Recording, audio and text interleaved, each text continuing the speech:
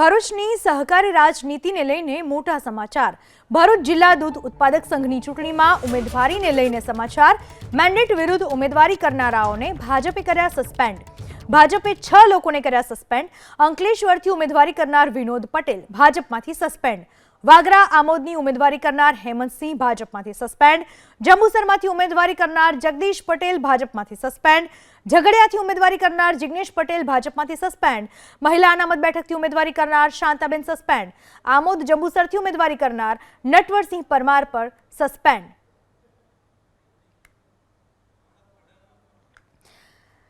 આ વિશે વધુ માહિતી આપવા આપણી સાથે જોડાઈ ચૂક્યા છે એબીપી અસ્મિતાના એડિટર રોનક પટેલ। જી રોનકજી, કેમ કે આપણે જાણીએ છીએ કે તાજેતરની અંદર જ આજે જિલ્લા સંઘોની અલગ અલગ જિલ્લા સંઘોની ચૂંટણી થઈ રહી છે અને એ અંતર્ગત જ ભરૂચ જિલ્લા દૂધ ઉત્પાદક સહકારી સંઘની ચૂંટણી થઈ હતી અને બીજેપીએ છેલ્લા 4-4.5 વર્ષથી રાજ્યની જે સહકારી સંસ્થાઓ છે, હું ફરીથી સ્પષ્ટતા કહું છું કે રાજ્યની જે સહકારી સંસ્થાઓ છે તે તમામ માટે મેન્ડેટ પ્રથા લાગુ કરી છે।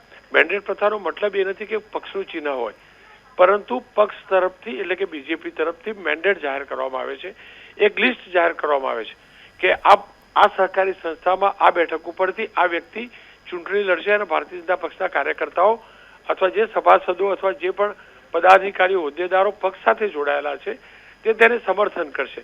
ઠીક એ જ રીતે ભરૂચ જિલ્લા દૂધ ઉત્પાદક સંઘ જે છે એની ચૂંટણીની અંદર બીજેપીએ મેન્ડેટ જાહેર કરેલા હતા અને મેન્ડેટથી વિરુદ્ધ જઈને 6 જેટલા લોકોએ ઉમેદવારી નોંધાવી હતી અલગ અલગ બેઠક ઉપરથી, જેમાંથી એક મહિલા અનામત બેઠક પણ હતી।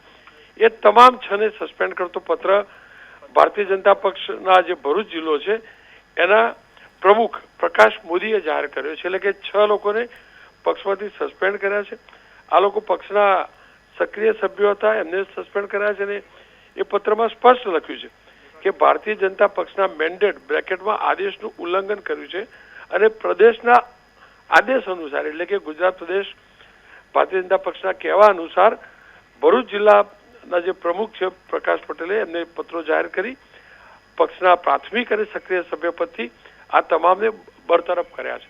આ એક સંદેશ આપવાનો પ્રયાસ કર્યો છે ભારતીય જનતા પક્ષે, કારણ કે હજુ પણ કેટલીક સહકારી સંસ્થાઓની ચૂંટણીઓ બાકી છે અને ભારતીય જનતા પક્ષ છેલ્લા 4 વર્ષમાં આપણે જાણીએ છીએ કે રાજ્યની શરૂઆત 50% પણ નહોતી સહકારી સંસ્થાઓ, પણ છેલ્લા 4-5 વર્ષની અંદર એક પછી એક વધતા 80-85-90% સહકારી સંસ્થાઓ બીજેપી સમર્થકો એમાં ડિરેક્ટર અથવા બોર્ડની અંદર ડિરેક્ટર હતા, નિયામક મંડળમાં ડિરેક્ટર હતા અથવા ચેરમેન હતા, પણ છેલ્લા કેટલાક સમયથી એ પણ જોવા મળ્યું છે કે પક્ષના મેન્ડેટથી વિરુદ્ધ અનેક લોકો ઉમેદવારી કરે છે અને સમર્થન જાહેર કરે છે। કદાચ એ જ કારણ છે કે આ પ્રકારે મેન્ડેટનું ઉલ્લંઘન કરી ઉમેદવારી કરનાર 6 એ સહકારી નેતાઓને સસ્પેન્ડ કરી દેવામાં આવ્યા છે। જી, આભાર આપનો તમામ માહિતી બદલ। તો ભરૂચ જિલ્લા દૂધ ઉત્પાદક સંઘની ચૂંટણીમાં મેન્ડેટ વિરુદ્ધ ઉમેદવારી કરનારા 6 લોકોને ભાજપે સસ્પેન્ડ કર્યા છે।